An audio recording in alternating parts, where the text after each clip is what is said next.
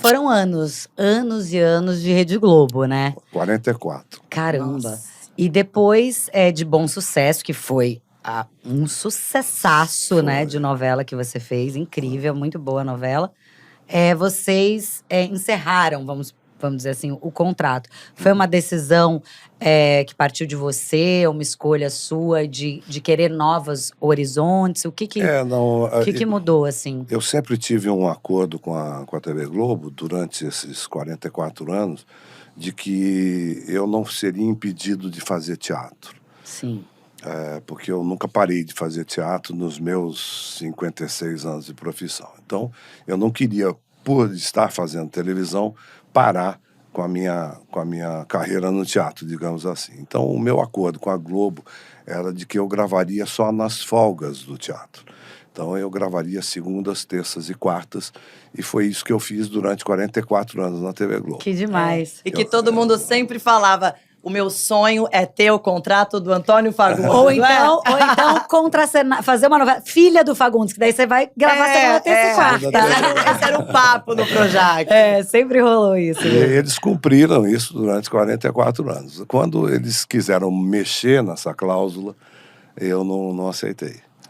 E você sente falta de alguma coisa desse seu dia a dia na Rede Globo, desse contrato? Você sente alguma coisa? Eu não parei, né? Quer dizer, eu acabei de fazer uma série agora na TV Cultura. Independência. Que é Independências, né? Que estreou no Dia da Independência, inclusive. Dia Depois 7, vamos falar sobre isso. E aí, quer dizer, não parei. Então, não parou de fazer não parei televisão. de fazer televisão. Gosto. Você tem vontade de fazer streaming? Estou pensando, estou desenvolvendo um projeto que não pode falar. Mas aí, me chama, tá? Que maravilhoso. Aquela assim, me chama. Eu peço emprego no meio do meu programa. Estou desenvolvendo um projeto. E você acha difícil acompanhar, assim, esse novo momento da internet, que é tudo tão rápido, né? Tudo…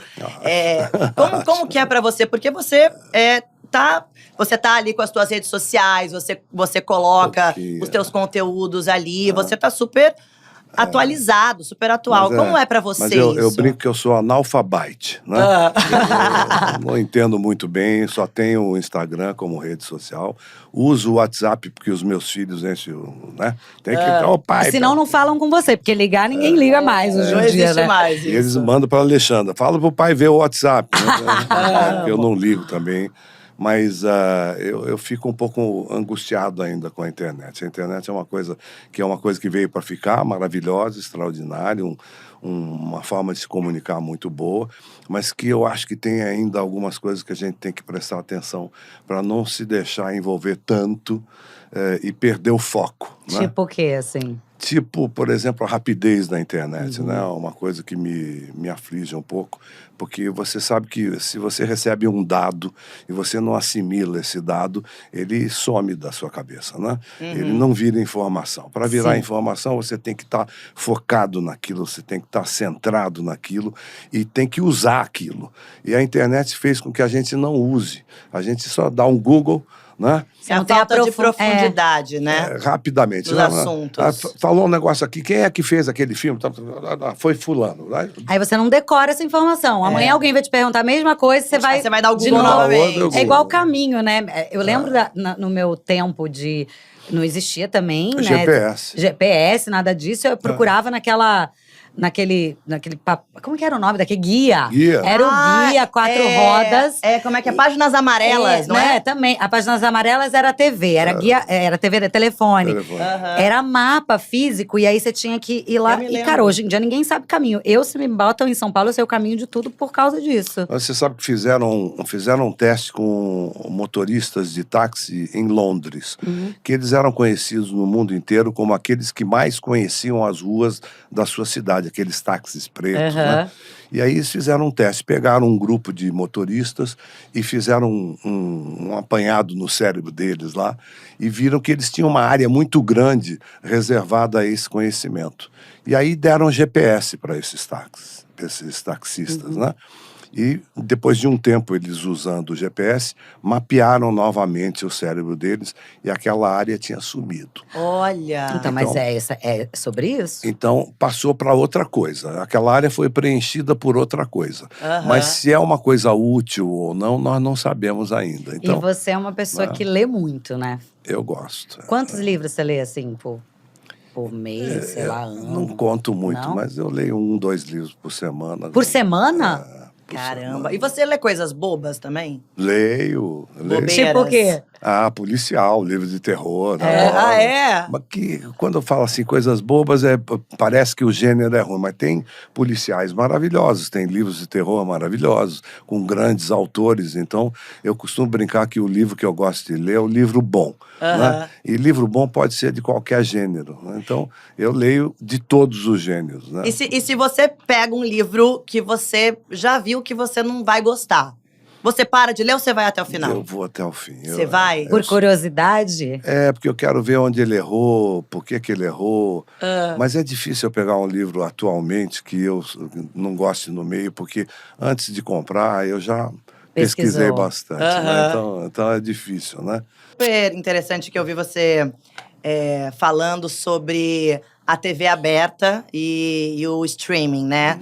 Que na época de apenas TV aberta, todo mundo parava para assistir um programa ou uma novela.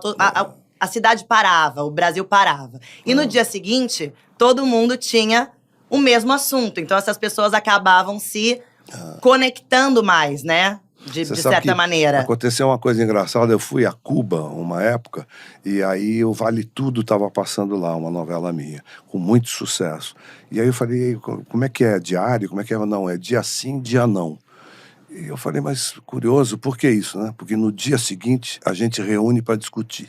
Olha! Então eles assistiam o capítulo num dia, no dia seguinte não tinha o capítulo, e eles reuniam a família, as pessoas, para discutir. Para debater o E episódio. uma novela o capítulo, que né, no caso.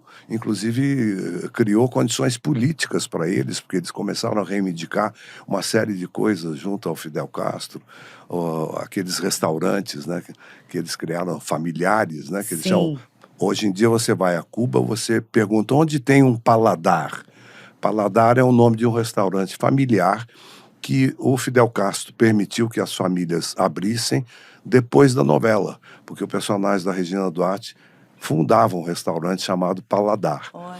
Então, essa coisa de você assistir junto e discutir o capítulo, eu acho que é, infelizmente, uma coisa que o streaming fez porque a gente gente perder. conversa, tipo, você viu tal série? Vi. Ai, a gente conversa sobre a série. Se a pessoa responde, não vi. Não, Você fala, acabou o papo. Mas vocês. Agora, só, assim, eu tô pensando aqui.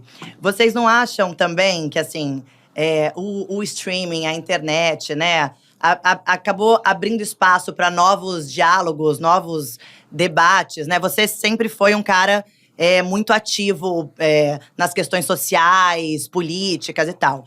Vocês não acham que a TV aberta, de repente, demorou um pouco para colocar questões importantes? Mas colocou, né? Se você pegar, por exemplo, a nossa telenovela da década de 70, 80, 90, os problemas sociais, políticos, colocados na dramaturgia, o Rei do Gado falava de reforma agrária, né? As novelas da Glória Pérez, por exemplo, levantam problemas sérios da sociedade. A gente falou de homossexualismo, a gente falou de prostituição. Mas, ao mesmo tempo, o beijo gay demorou muito para ser colocado. As relações homoafetivas demoraram muito para serem colocadas, Sim, né? É verdade. Da mesma maneira que eu acho também que… Mas é porque nós somos uma sociedade muito conservadora, né? Exato. E essa face está aparecendo cada vez mais, né? O streaming não tem ainda os problemas que uma TV aberta tinha de atingir todo mundo. Sim, e de repente por isso também… Mas, por exemplo, eu fui à Venezuela uma época fazer comemoração dos 100 episódios do Por Amor, né? E quando eu cheguei lá, a análise que eles faziam da novela brasileira, eles falavam que a novela brasileira era telenovela de ruptura. que era como eles chamavam, ou seja, telenovela de protesto, por causa dos temas sociais e políticos que a Olha. gente colocava na nossa teledramaturgia. Então, Sim, não, disso eu não a tenho gente tem dúvida. a gente tem aí um negócio ruim com a novela, porque a gente não entendeu muito bem como é que eles estão vendo. Não, mas lá eu fora. nunca tive nada ruim. Eu gosto muito das novelas. Eu acho que. Eu também acho que foi disruptivo em muitos assuntos, em muitas coisas. É claro que hoje, como a gente foi evoluindo, inclusive assistindo novelas, hoje tem coisas que não são admitidas mais. Por exemplo, ter um preto numa novela. Exato. Né? Você colocar só atores paulistanos Mas ou cariocas para fazerem Você vê que nordestinos. isso aconteceu lá fora também, né? Aquele escândalo no Oscar lá, né? Que Exato. fez com que a indústria toda despertasse e agora Mudasse. as coisas estão mudando. Né? Sim, não é digamos, uma prerrogativa nossa. Nossa, né? sim. A gente ter errado É um nesse despertar ponto. global, né? Na verdade. E eu acho que acaba que essas novas vias, né? Que são streaming, internet, acabam dando mais… Começa a conversar uma com a outra, eu acho que E o streaming também é uma coisa muito… ele vem de fora, né? Ele vem também de países já de primeiro mundo, que estão mais avançados em algumas questões, em algumas coisas. E o fato de você pagar… Menos conservadores também. O fato de você ir lá comprar já possibilita uma liberdade maior, porque você comprou porque você quis. Exato. A TV aberta não. A TV aberta ela entrava na sua casa de graça. Né? Então, tinha, digamos, uma responsabilidade diante desse público conservador que a gente tem, muito maior que o streaming tem. E vem cá, e como pra você hoje, o teatro faz parte da tua história, da tua vida. Minha mãe, inclusive, me contou que uma vez ela tinham que correr para comprar o ingresso antes que acabasse, né? Porque não comprava pela internet. E ela falou que uma vez ela foi correndo comprar o ingresso, a bilheteria ainda estava fechada. E aí você estava lá vendendo os ingressos porque a moça da bilheteria ainda não tinha chego. Então, assim, o teatro é latente, né? Isso é uma coisa que eu fazia sempre. Não foi por isso. Eu ficava mesmo meia hora por dia na bilheteria vendendo ingresso, no dia do espetáculo. Então, o espetáculo era às 8h, eu das 7h às 7h30, eu ficava vendendo ingresso. Por quê? Porque eu queria ver o público. Eu queria sentir o público chegando. O público. Aí, quando eu voltava pro camarim, o elenco inteiro ia pro camarim… Pra saber como é que ia ser. E eu dizia, hoje vai ser difícil, por causa disso, porque o público estava meio Você estranho. mapeava as pessoas Nossa. só delas irem comprar o ingresso na porta. Era maravilhoso, era muito gostoso. Aqui, ó, já estudando, né? Já estava vendo como é que eles chegavam na bilheteria, você já E atualmente, o público do teatro, como que é hoje o teatro no Brasil? Hoje a gente está com um problema grave de comunicação, né? Depois da pandemia, as coisas mudaram muito, né? Então, por exemplo, antigamente você fazia uma peça de teatro, você dava uma entrevista para um jornal, dava uma entrevista para um programa de televisão, botava um anúncio e o público já ficava sabendo que a peça estava em cartaz. Hoje em dia ninguém lê jornal, televisão quase não estão vendo mais. A internet é uma bomba atômica que você joga, não sabe quem está Pra onde vai, tem quem milhares tá de vendo informações por segundo. Sim. Então a gente está sofrendo esse lapso de comunicação aí. Está sendo difícil comunicar às pessoas que você está em cartaz. E você tá em cartaz. Eu estou em cartaz. Então você comunica aqui pra todo mundo. Quem pode, pode. Com certeza vai ter muita gente dizendo assim, eu fui lá… Por causa do pode. Pode. Então, nós estamos em cartaz em São Paulo, no Tuca, com uma peça que a gente tirou de cartaz por causa da pandemia. Nós estávamos há mais de 3 anos em cartaz com ela. Já tivemos 350 mil espectadores, é um grande sucesso.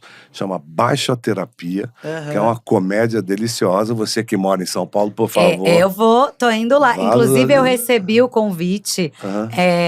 Eu esqueci de trazer, inclusive, um erro meu, que é uma caneca com o elenco em caricatura. Sim. E era um recebido, vamos dizer assim, para divulgar a peça.